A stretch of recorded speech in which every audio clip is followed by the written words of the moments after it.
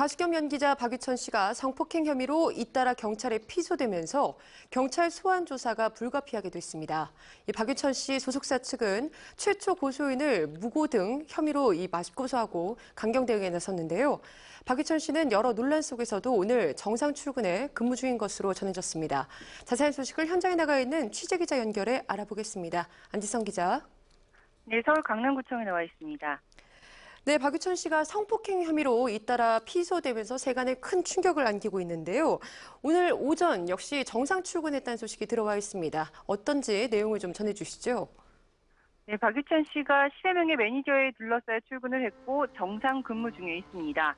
사건 발생 이후 박유천 씨가 직접 입장 표명을 단 한 차례도 하지 않으면서 험난한 출퇴근길이 계속되고 있는데요. 박유천 씨는 오늘 오전 7시 50분쯤 이곳 강남구청의 모습을 드러냈습니다.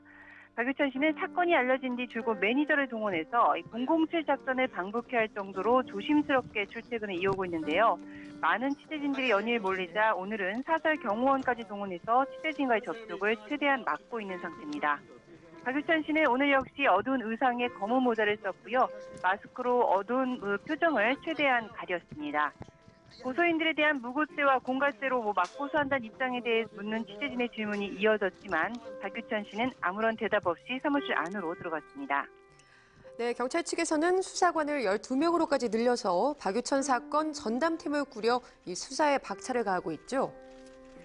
네, 서울 강남경찰서는 12명의 경찰관으로 전담팀을 구성해 수사를 진행하고 있습니다. 수사 인력을 기존 6명에서 12명으로 2배나 늘렸는데요.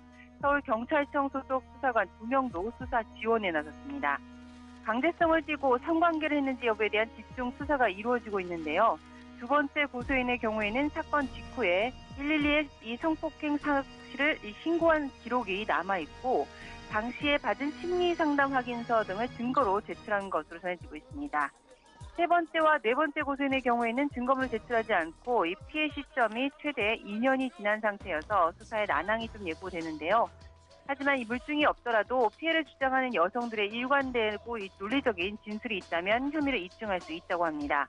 또 이 첫 번째 피해를 주장하는 여성은 증거로 속옷 등을 제출했었지만 강제성이 없었다며 고소를 취하한 상태인데요.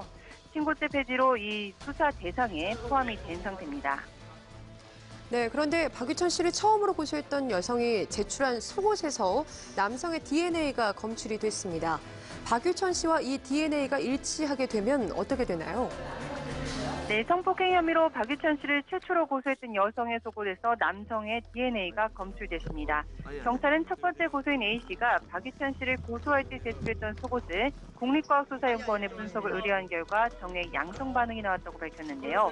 경찰은 이르면 이번 주에 박유천 씨를 불러서 구강세포를 채취해서 이 속옷에서 검출된 남성 DNA가 박유천 씨의 것인지 여부를 확인할 계획입니다.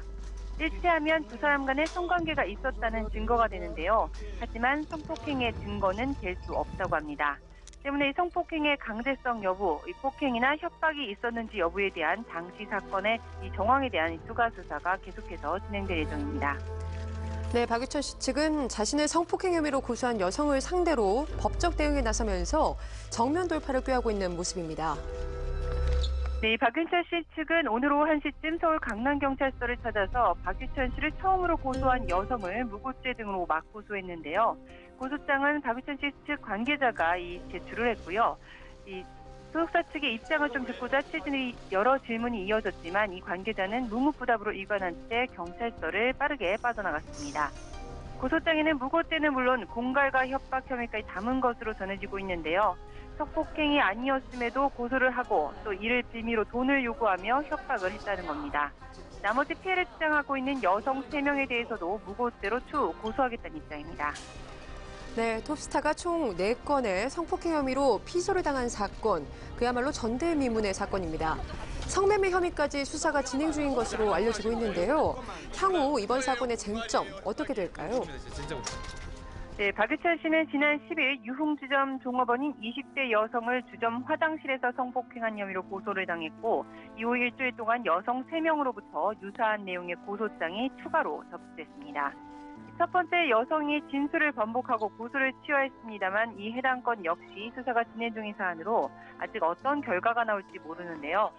박유천 씨의 주장대로 4명의 여성에게 무고죄가 인정이 돼서 성폭행 혐의를 모두 벗는다 하더라도 성매매 혐의에 대한 경찰 수사 결과는 어떻게 될지 관심이 쏠리고 있습니다.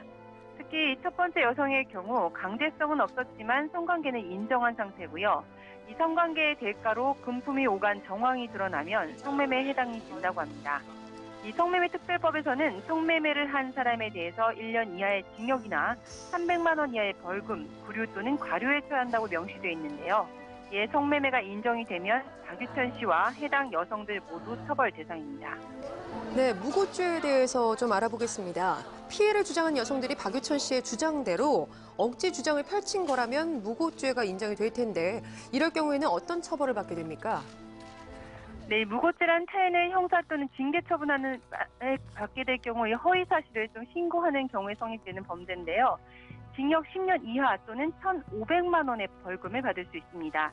이 공갈죄는 재물이나 재산상의 이익을 취하기 위해서 폭행 또는 협박으로 상대방의 공포심을 일으키는 범죄인데 이 또한 상대방을 공갈해서 재물이나 이 돈 같은 재산상의 이익을 취득한 자는 10년 이하의 징역 또는 2천만 원 이하의 벌금에 처해집니다. 또 2명 이상이 공동으로 또는 상습적으로 공갈죄를 저지르거나 흉기 등을 휴대하고 공갈죄를 저지르는 경우에는 가중처벌을 받게 되는데요. 한간에 이 조폭 개입설까지 난무하고 있는 상황이어서 경찰은 성폭행뿐만 아니라 여성 측의 무고죄 혐의와 조폭 개입설까지 광범위한 수사를 펼치고 있습니다. 지금까지 K스타 안지선입니다.